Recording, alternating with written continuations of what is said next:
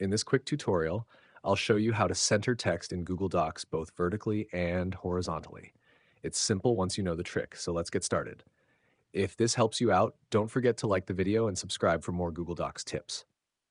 To begin, type or paste your text into the document. Since Google Docs doesn't have a direct center vertically button, we'll use a simple workaround with a table.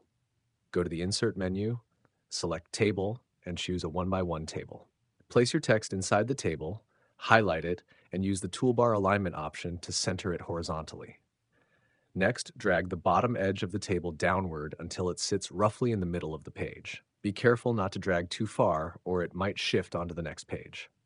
Now, right-click inside the table and select Table Properties. Under the Cell section, change the vertical alignment to Middle.